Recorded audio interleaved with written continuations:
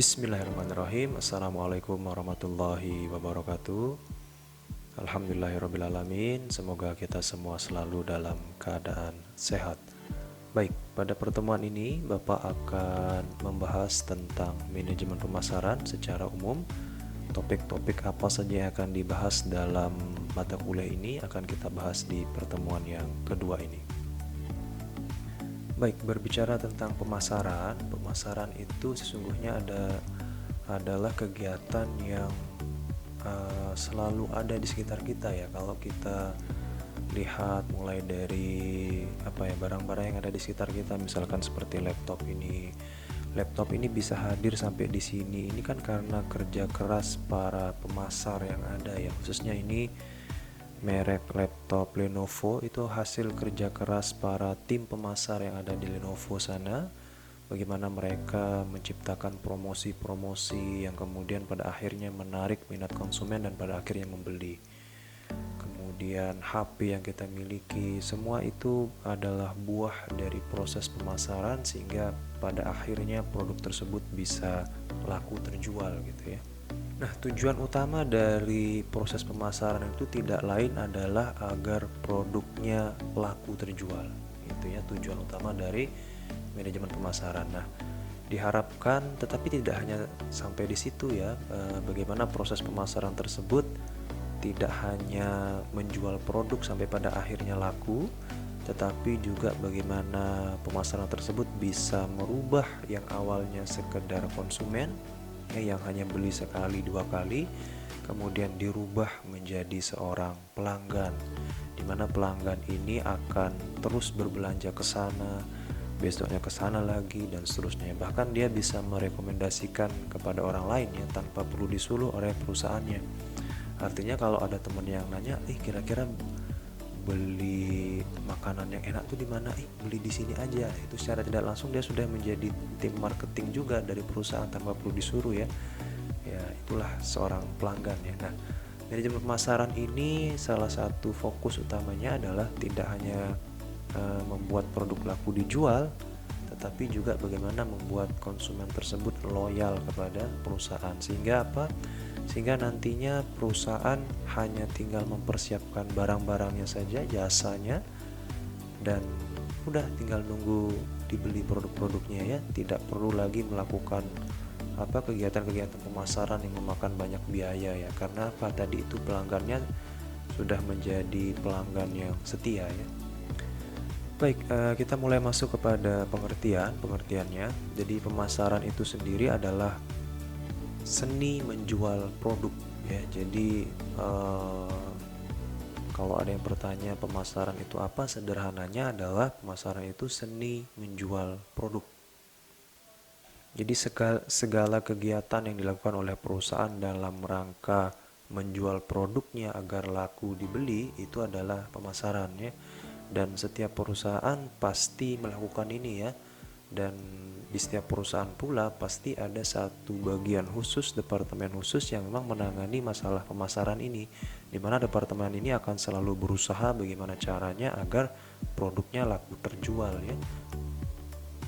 Nah, karena ini merupakan seni menjual produk, maka di dalamnya banyak sekali strategi-strategi yang unik ya di dalamnya ya. Dan bagaimana mereka bisa memasarkan produknya, seperti bagaimana menetapkan harga ya, harga yang misalkan 9.999. Nah, itu kan hanya kurang Rp1 saja ya, tetapi bisa terlihat lebih murah daripada dia harus kasih harga 10.000 misalkan seperti itu ya. Di pembahasan-pembahasan berikutnya kita akan banyak membahas tentang strategi-strategi pemasaran yang biasa dipakai oleh berbagai macam perusahaan ya. Strategi-strategi ini terbukti beberapa ampuh dapat meningkatkan nilai penjualan. Kita akan coba pelajari seperti apa strategi-strateginya ya. Tapi sebelum itu kita akan coba bahas dulu secara umum pemasaran itu seperti apa. Mulai dari yang pertama adalah barang apa saja sih yang bisa dipasarkan atau objek apa saja yang bisa dipasarkan. Yang pertama yang kita bisa pasarkan adalah pertama dalam bentuk produk tersebut dalam bentuk barang ya. Barang ini bisa berupa apa saja ya, bisa berupa makanan, bisa berupa pakaian, bisa berupa kendaraan dan lain sebagainya. Kemudian yang kedua adalah jasa ya. Jasa ini berbeda dengan barang ya. Kalau barang ada wujud fisiknya, tetapi kalau jasa ini tidak terlihat ya, atau orang bilang intangible.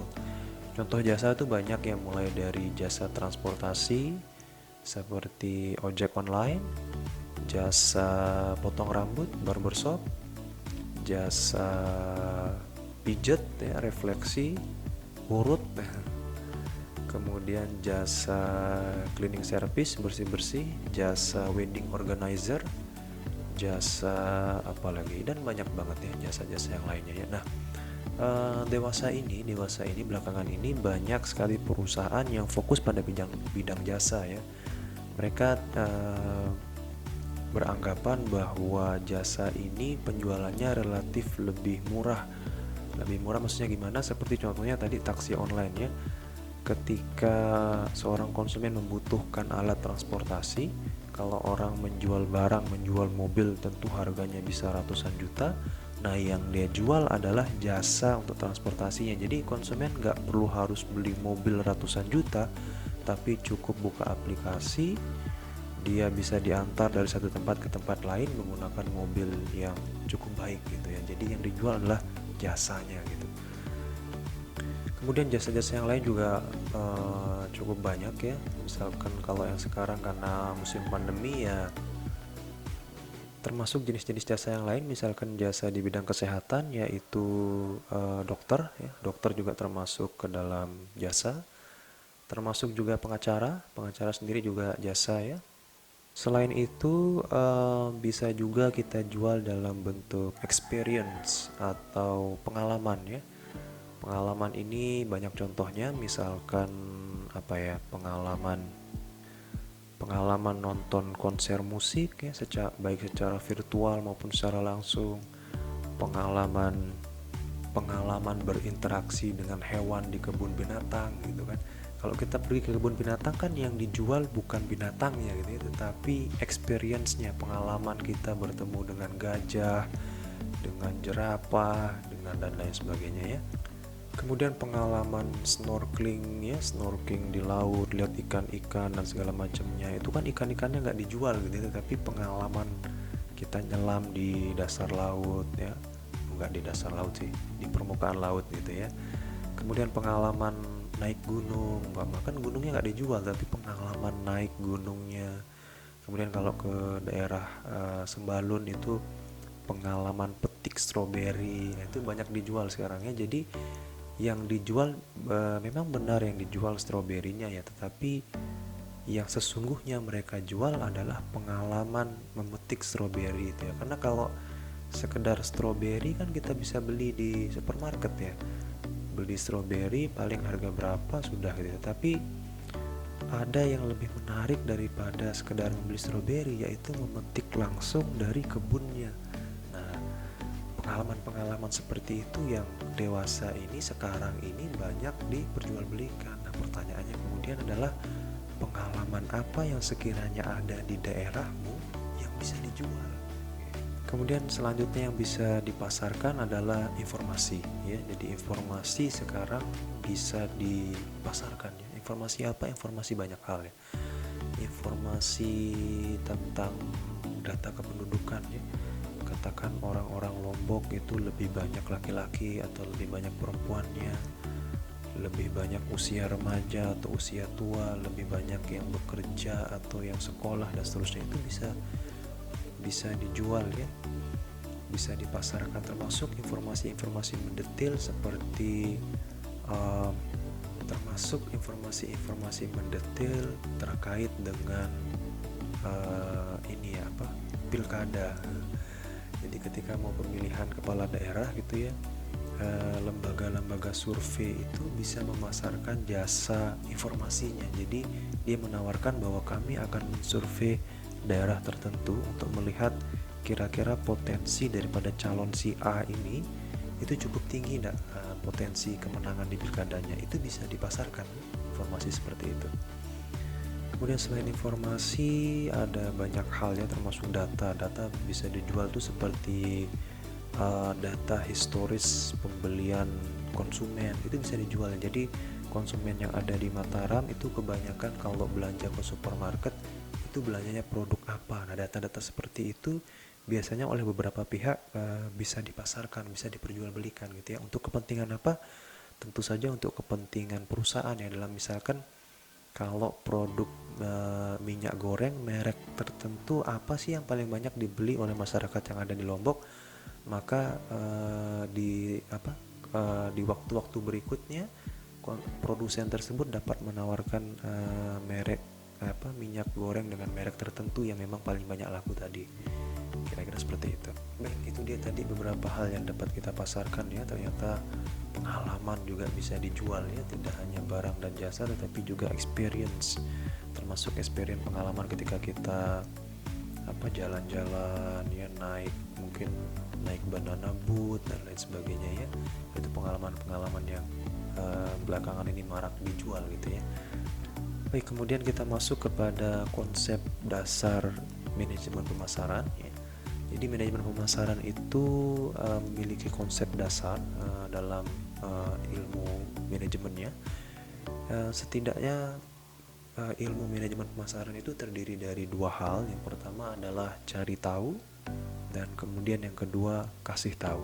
Nah, seperti apa itu? Jadi yang pertama adalah cari tahu. Jadi yang pertama perlu dilakukan oleh seorang marketer atau seorang pemasar sebuah perusahaan yang ingin melakukan kegiatan marketing, kegiatan pemasaran adalah cari tahu dulu. Dia melakukan riset pasar, jadi mengumpulkan informasi sebanyak-banyaknya tentang satu pasar yang dia targetkan. Umpama saya ingin berjualan di daerah Mataram gitu ya, dia cari informasi sebanyak-banyaknya tentang daerah Mataram tersebut. Daerah Mataram itu penduduknya kebanyakan apa? Muslim, non-muslim. Kemudian makanan apa yang paling banyak digemari, kemudian pekerjaan yang paling banyak digeluti itu seperti apa, dan seterusnya. Itu dikumpulkan sebanyak-banyaknya guna mendapatkan informasi dalam rangka nanti dia melakukan penjualan gitu ya. Kemudian yang kedua adalah kasih tahu. Jadi setelah kita tahu kebutuhan konsumen itu apa, misalkan kebutuhan konsumen di musim hujan adalah jas hujan, kita sudah memiliki produk jas hujannya, kita sudah cari tahu tadi di awal kebutuhannya apa. Sekarang giliran kita kasih tahu kepada konsumennya bahwa ini loh kita jualan jas hujan gitu. Nah, kebanyakan orang itu hanya melakukan langkah yang kedua, yaitu kasih tahu saja. Mereka sibuk dengan melakukan pemasaran terus tanpa melakukan riset di awal. Mereka tidak benar-benar mengetahui apa sih kebutuhan konsumennya gitu, sehingga kemudian pemasaran yang dilakukan tidak tepat sasaran. Nah, riset pemasaran di awal tadi atau cari tahu tadi itu salah satunya bisa melalui data demografi atau data kependudukan di satu daerah. Misalkan kita ke daerah tetangga kita, Bali misalkan ya. Di Bali sendiri, kalau kita misalkan jual makanan bakso sapi, itu dijamin tidak laku.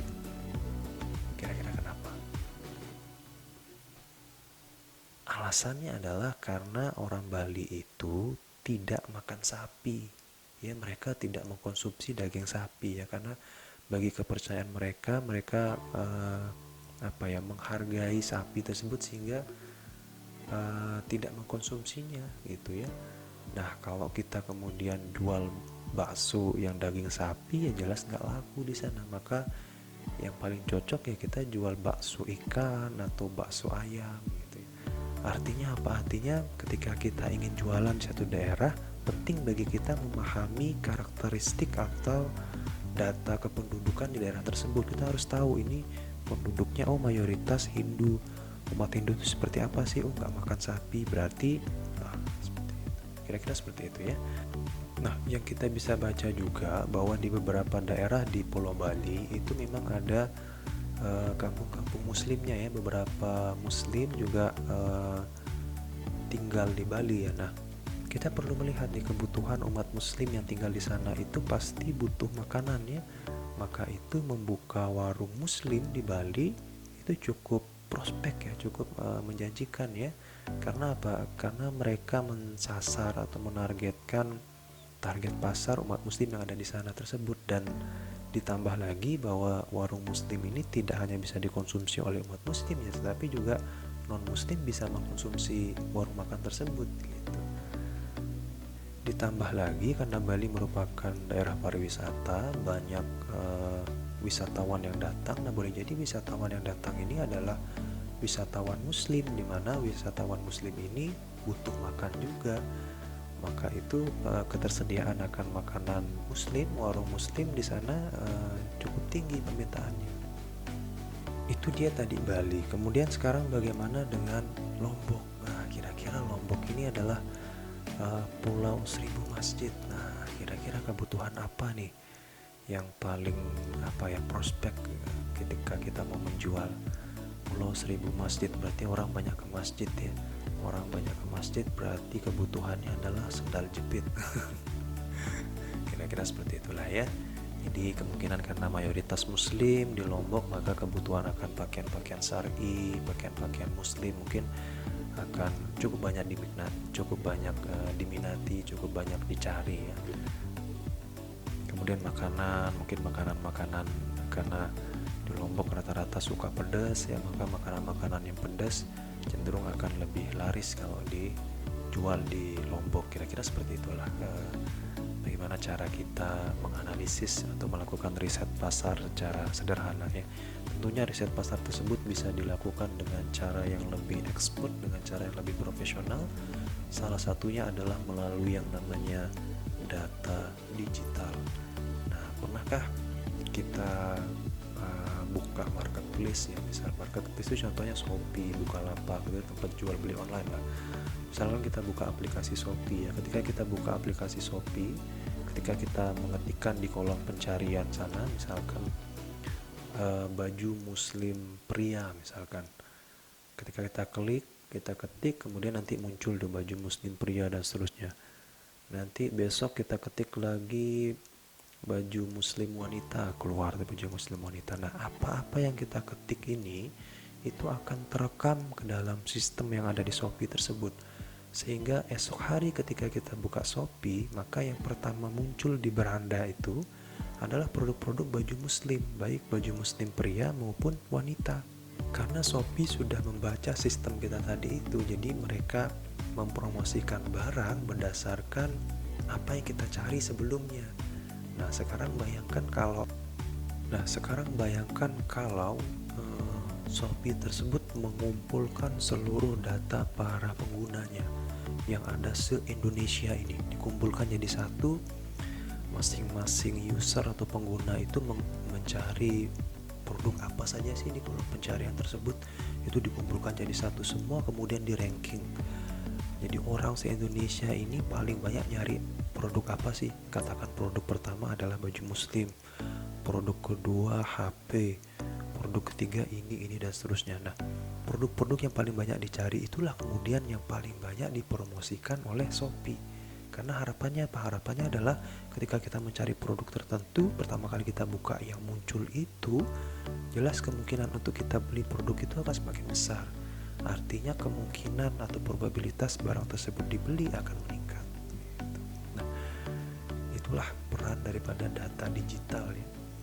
Makanya kadang-kadang kalau kita buka browser atau buka apa, tiba-tiba nanti muncul tuh iklan Lazada berdasarkan produk yang pernah kita cari sebelumnya, kok tiba-tiba muncul di sini ya. Itu karena mereka merekam seluruh kegiatan kita ketika kita mencari satu produk di kolom pencarian itu. Nah, itu dia tadi cara yang biasa dilakukan oleh para marketplace ya, karena sekarang memang zamannya sudah zaman digital ya. Jual beli barang sekarang sudah online semua, apalagi masa pandemi seperti ini ya, orang rata-rata di rumah, menghindari pergi ke tempat-tempat umum, ke tempat-tempat yang terbuka gitu ya. Maka rata-rata sekarang orang belanja melalui online, yang mana sekarang meningkat jual beli online tersebut ya. Nah, kalau kita lihat perkembangannya ya yang ada sekarang, marketplace atau produsen itu memang sudah beradaptasi ya dengan perkembangan zaman, dimana sekarang eranya era digital ya 4.0, revolusi industri dan segala macamnya ya. Nah, banyak hal yang berubah ya, banyak hal yang berubah, diantaranya adalah sekarang yang namanya jualan online itu jangkauannya sudah luas banget ya. Ketika kita jualan di Shopee, maka seluruh Indonesia itu bisa melihat produk kita ya. Bahkan juga Shopee itu ada di luar negeri juga ya. Bapak sendiri dulu pernah pengalaman beli ini ya, baterai kamera ini ya. Baterai kamera ini dari Cina, sekitar mungkin ada 1 atau 2 bulan yang lalu lah ya. Kan Bapak coba cari, kalau yang ada di Indonesia tuh rata-rata harganya cukup mahal ya. Akhirnya Bapak lihat ada satu pelapak, ada satu toko tapi di luar negeri gitu ya, yang jual baterai itu dengan harga yang lebih murah. Nah, Bapak pertama kali membeli itu ya. Jadi pengirimannya langsung dari luar negeri, dari Cina. Bapak sempat khawatir juga nih, jangan pengiriman dari Cina, jangan-jangan paketnya ada virusnya nanti ini ya. Tapi alhamdulillah aman lah ya, aman ya. Dan pembayarannya pakai rupiah juga ya. Mungkin nanti di sistem mereka yang akan dikonversikan ke mata uang Cina dan segala macamnya sana ya. Tapi memang proses pengirimannya agak lama sih ya, wajar sih ya, namanya pengiriman dari luar negeri ya, dari Cina ke Lombok ya, jauh banget ya. Ya artinya itu ya, di zaman sekarang, di zaman serba online ini, kita bisa belanja ke luar negeri cukup pakai HP dari rumah ya, sudah bisa belanja ke luar negeri ya. Maupun sebaliknya ya, kita jualan barang, kita sebagai pelapak, sebagai buka toko di sana, kemudian barang dagangan kita ini bisa dibeli oleh masyarakat yang ada di luar gitu ya. Kemudian termasuk cara-cara beriklan, cara-cara promosi produk juga sekarang mulai bergeser ya. Rata-rata iklan produk sekarang ya menggunakan online tadi. Kalau kita lagi nonton YouTube, tiba-tiba nanti muncul iklan. Nah, itu model-model iklan yang ada sekarang ya. Kemudian kalau kita buka sosial media, bagaimana para selebgram itu melakukan endorsement ya. Mereka memproduksikan satu produk barang menggunakan ketenaran yang dia miliki gitu ya. Jadi produsen memasarkan produknya menggunakan jasa public figure ya, orang-orang yang diidolakan. Harapannya adalah para penggemarnya nanti akan mengikuti apa yang dilakukan oleh idolanya tersebut ya, kira-kira seperti itu. Nah, di sisi lain juga konsumen juga sekarang sudah semakin cerdas ya. Cerdas dalam artian mereka punya banyak pilihan. Mereka kalau tidak menemukan barang yang diinginkan ada di Shopee, mereka bisa cari ke Tokopedia. Di Tokopedia nggak ditemukan, bisa cari ke Bukalapak, bisa cari dan seterusnya. Dan mereka juga bisa membandingkan harga ya. Membandingkan harga, kita buka Shopee, ketik baju muslim itu banyak banget yang keluar toko-tokonya. Kita tinggal bandingkan harga dari masing-masing toko itu mana harga yang paling murah. Tidak cukup di sana, kita bisa bandingkan ke aplikasi yang lain gitu ya. Jadi di zaman sekarang ini zamannya sudah sangat terbuka, di mana konsumen memiliki informasi yang sangat lengkap. Konsumen bisa melihat review-review yang ada di pembelian sana untuk melihat kira-kira nih produk bagus nggak kalau dibeli gitu. Tinggal lihat review-reviewnya, ulasan-ulasan orang-orang yang pernah membeli sebelumnya. Nah, kita ada di zaman yang seperti itu sekarang. Maka pemasaran yang ada, strategi-strategi pemasaran yang ada harus mengarah ke sana gitu. Kalau masih menggunakan cara-cara pemasaran yang lama ya tentu akan ketinggalan gitu. Saat ini kita berada dalam zaman yang seperti itu ya. Maka kalau kita masih menggunakan cara-cara tradisional, cara-cara yang lama dalam memasarkan produk, tentu kita akan ketinggalan ya. Oleh sebab itu, teknik-teknik atau strategi-strategi pemasaran yang harus kita gunakan adalah strategi pemasaran yang mengarah pada digitalisasi tadi, sehingga tepat sasaran gitu. Nah, seperti apa strategi-strategi pemasaran yang digital tersebut, yang up to date tersebut? Nah, itulah yang akan kita bahas selama perkuliahan ini ya, selama mata kuliah ini, selama 1 semester ke depan kita akan banyak bahas strategi-strategi marketing yang ada saat ini. Nah, di antara sekian banyak strategi marketing, salah satunya yang menjadi dasar ya, karena sebelum kita bisa nyampe kepada strategi marketing yang digital tadi, tentu kita harus memahami dulu strategi-strategi pemasaran yang basic atau yang dasar ya. Di antaranya adalah Di antara yang pertama adalah kita harus bisa memahami apa itu kebutuhan, apa itu keinginan. Yang pertama kebutuhan. Kebutuhan adalah sesuatu yang wajib dipenuhi oleh manusia ya. Kalau dia tidak terpenuhi ya terganggu kehidupannya. Misalkan makan ya, kalau manusia nggak makan ya terganggu kehidupannya. Kemudian pakaian, tempat tinggal dan lain sebagainya. Itu kebutuhan ya, itu kebutuhan.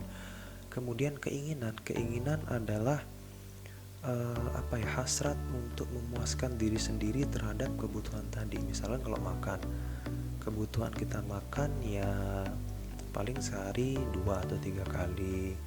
Kemudian menu makanan sederhana lah, itu udah cukup, sudah itulah yang kita butuhkan gitu ya. Tetapi kalau ditanya keinginan, ya keinginan pagi kita pingin makan mie goreng, nanti siang pingin makan nasi goreng, malam pengen makan ayam bakar dan lain sebagainya. Itu keinginan ya, hasrat untuk memuaskan kebutuhan kita tadi ya. Jadi sudah di atas kebutuhan levelnya kalau keinginan tersebut. Nah, keinginan ini kalau diikuti dengan daya beli, jadi mampu dia beli ayam bakar tadi ya, seseorang tersebut ingin makan ayam bakar dan dia mampu membelinya, inilah disebut sebagai permintaan. Konsep-konsep dasar ya. Jadi ada kebutuhan, ada keinginan, dan ada permintaan. Nah, di mana ada permintaan, di situ ada penawaran. Nah, disitulah masuk manajemen pemasaran. Jadi berdasarkan hasil risetnya dia, ternyata di sini ada permintaan, barulah kemudian dia menawarkan produknya. Gitu. Jadi harus bisa melakukan riset ya, membedakan mana kebutuhan, mana keinginan, kemudian berubah dia menjadi permintaan, kemudian berakhir pada penawaran. Kemudian ada strategi STP namanya. STP ini kepanjangan dari segmenting, targeting, dan positioning. Nah, ini strategi yang cukup banyak digunakan ya oleh perusahaan-perusahaan yang ada. Yang pertama segmenting. Segmenting ini adalah proses mencari sebanyak-banyaknya segmentasi pasar. Contoh di Mataram, segmentasi itu contohnya adalah pembagian kelompok-kelompok atau kategori-kategori. Umpama kategori berdasarkan usia. Di Mataram konsumennya jika dibagi dalam kategori usia, ada konsumen bayi, ada konsumen anak-anak, ada konsumen remaja, ada konsumen dewasa, ada konsumen manula, kira-kira seperti itu. Itu segmentasi tadi, segmenting. Kemudian targeting. Nah, dari sekian banyak kategori tadi, mana yang kita mau pilih gitu kan, nggak mungkin kita pilih semuanya.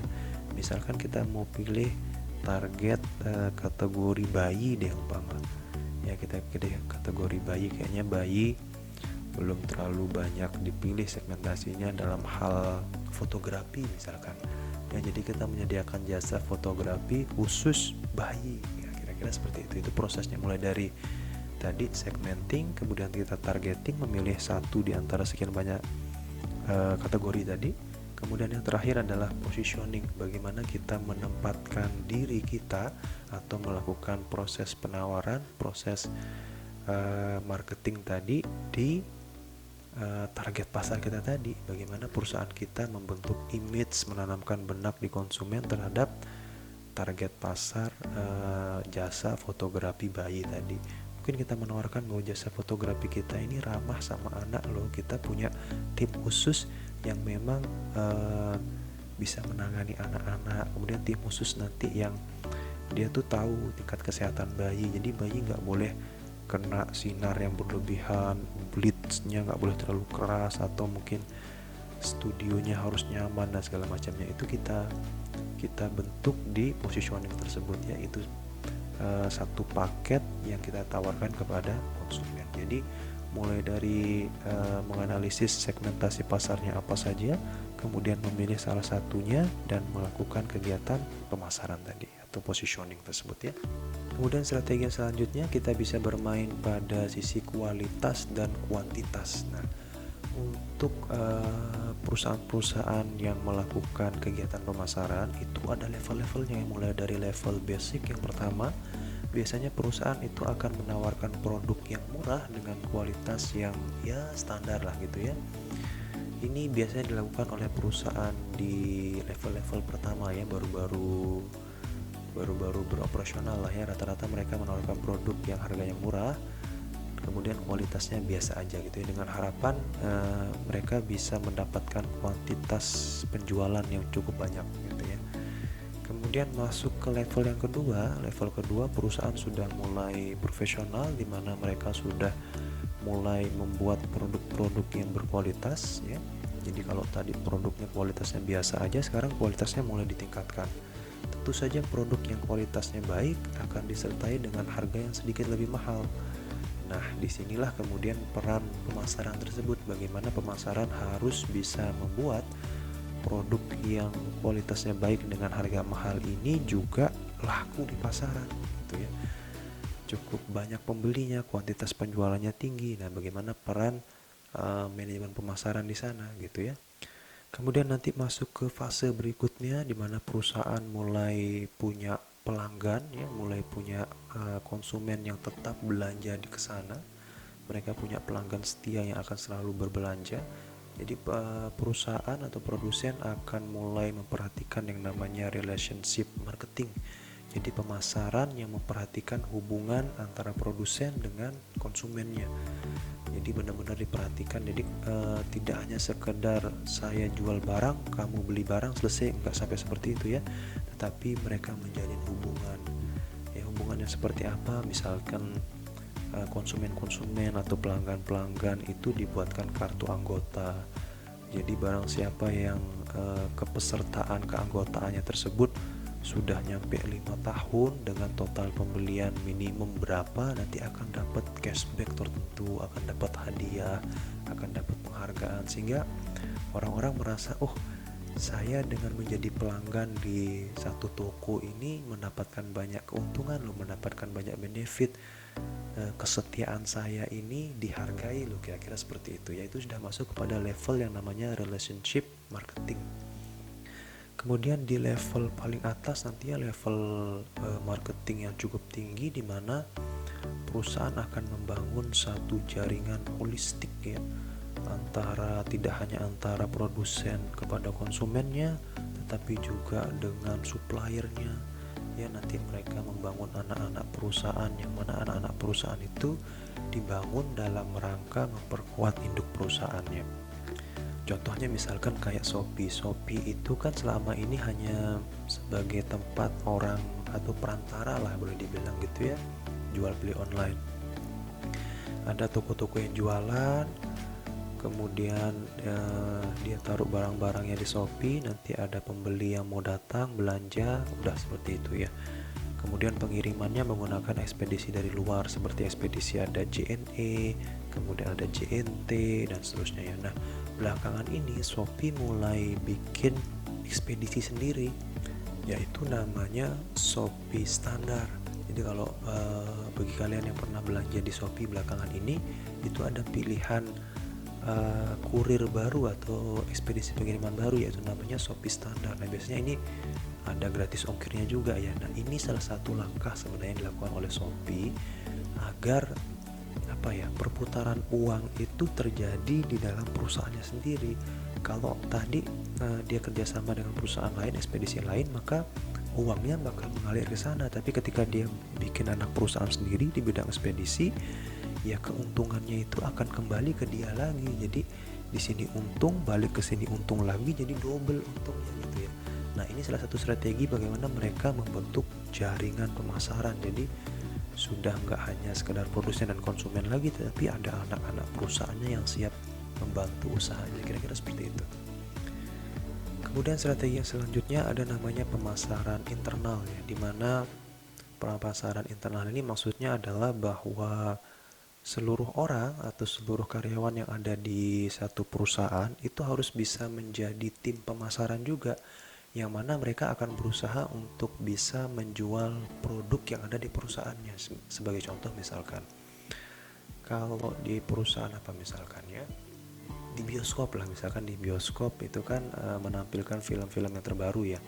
Nah, bagaimana setiap karyawan yang ada di bioskop tersebut harus mengetahui kira-kira minggu ini film-film yang bakal ditayangkan di bioskop itu film-film apa saja, sehingga harapannya adalah ketika karyawan ini, katakan mungkin bagian cleaning service-nya gitu ya, pulang ke rumah, ke keluarganya dia, ke teman-temannya dia, kemudian menanyakan, kamu kan kerja di bioskop, sekarang film apa nih yang lagi happening gitu, itu bisa dijawab langsung oleh dia, karena dia juga tahu tentang produk-produk apa yang ada di perusahaan tersebut gitu.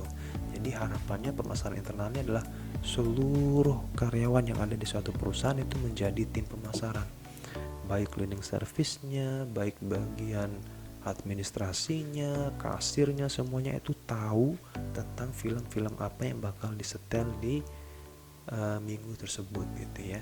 Walaupun memang sekarang bioskop tutup ya karena pandemi ini ya. Oh ya, kalau kalian perhatikan di mall-mall atau pusat perbelanjaan itu, posisi bioskop itu pasti berada di lantai paling atas ya, atau berada di lantai paling atas dan paling pojok biasanya. Jarang sekali kita temukan bioskop itu ada di lantai paling bawah dan di deretan-deretan depan, itu jarang banget. Pasti di belakang-belakang, di pojok-pojok gitu ya. Kira-kira kenapa seperti itu?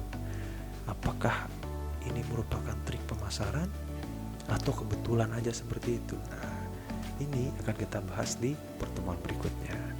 Untuk sekarang cukup sekian dan terima kasih. Sampai jumpa di pertemuan selanjutnya. Kita akan bertemu di bioskop. Enggak ya, kita akan membahas tentang salah satu strategi pemasaran yang diterapkan oleh bioskop. Demikian ya, terima kasih. Assalamualaikum warahmatullahi wabarakatuh.